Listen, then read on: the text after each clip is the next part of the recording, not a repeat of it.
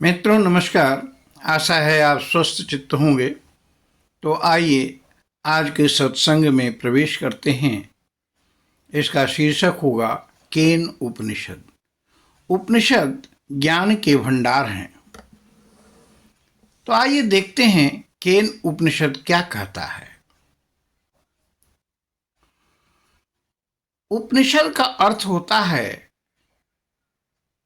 पास पास बैठना। उप माने पास पास, निषद माने बैठना। तो पास पास बैठ करके जब ब्रह्म चिंतन किया जाता है तो उसको उपनिषद कहा गया। यह उपनिषद केन से प्रारंभ होता है। केन का अर्थ संस्कृत में होता है प्रश्न के लिए कहा जाता है। केन किसके द्वारा, कौन। तो यह केन उपनिषद वास्तव में प्रश्न ही है। ऋषि प्रश्न करते हैं किसकी प्रेरणा से मन विषयों पर टूट पड़ता है। वे दूसरा प्रश्न करते हैं किसके द्वारा प्राण जन्म लेते ही पहले गति करने लगता है। तीसरा प्रश्न किसकी प्रेरणा से वाणी निकलती है। और चौथा प्रश्न आंख और कान को अपने कर्मों में कौन लगाता है। चारों प्रश्न बहुत ही समीचीन हैं। ऋषि उत्तर देते हैं मन का वही मन है। मन विषयों पर टूटता है क्योंकि इसे किसी से प्रेरणा मिलती है। यही प्रेरणा न मिले तो हम सुस्त पड़े रहेंगे निर्जीव से। श्रोत्र भी सुनता है जिसकी प्रेरणा से, वही उसका श्रोत्र है। आंख की वही आंख है तो कहा श्रोत्रस्य श्रोत्रम मनसो मनो इत्यादि।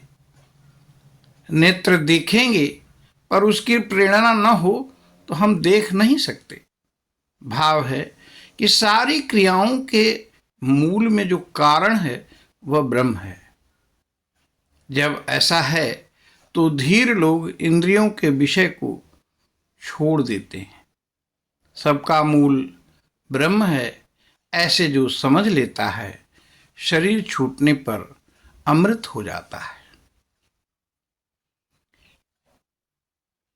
तो यहां तक केन के प्रथम खंड के 2 श्लोकों पर वार्ता हुई और उसके जो सार था उसको कहा गया। केन के प्रथम खंड के श्लोक 3 का भाव क्या है, इस पर आइए विचार करते हैं।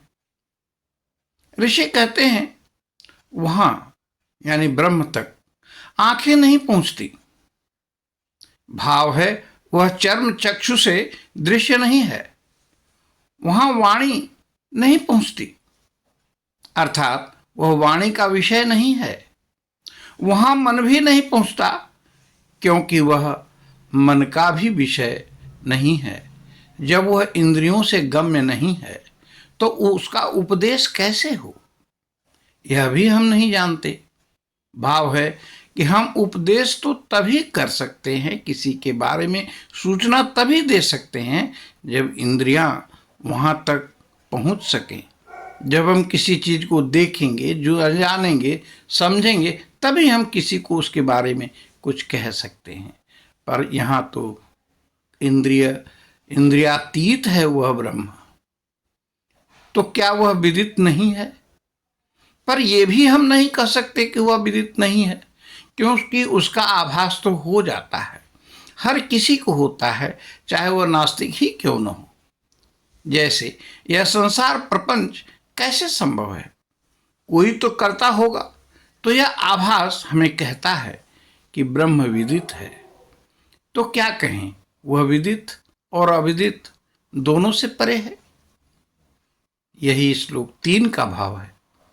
आगे के श्लोक में ऋषि ब्रह्म को समझाते हुए कहते हैं, वह वाणी का विषय तो नहीं, पर वाणी जहां से प्रस्फुटित होती है उसे ब्रह्म जानो।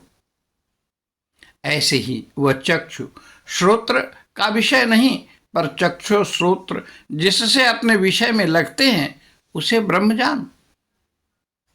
जो प्राणवायु से सांस तो नहीं लेता, पर जिससे प्राण प्राणित होते हैं उसे ब्रह्म जान। निचोड़ क्या है? निचोड़ ये कि हम संसार में ही सर्वस्व मान बैठे हैं, उसी की उपासना में लीन हैं। ऋषि कहते हैं, मूल तो कुछ अन्य ही है। संसार में जिसके स्पंदन प्राप्त करे उसे जानो। जैसे कोई मशीन चलते हुए दिखती तो है, तो हम मान लें कि ये मशीन ही मुख्य है, पर ऐसा गलत है, क्योंकि ऊर्जा या विद्युत का प्रवाह रुका नहीं कि मशीन ने कार्य करना बंद किया, तो मुख्य हुआ विद्युत। ऐसे ही मुख्य कारक तो ब्रह्म ही है।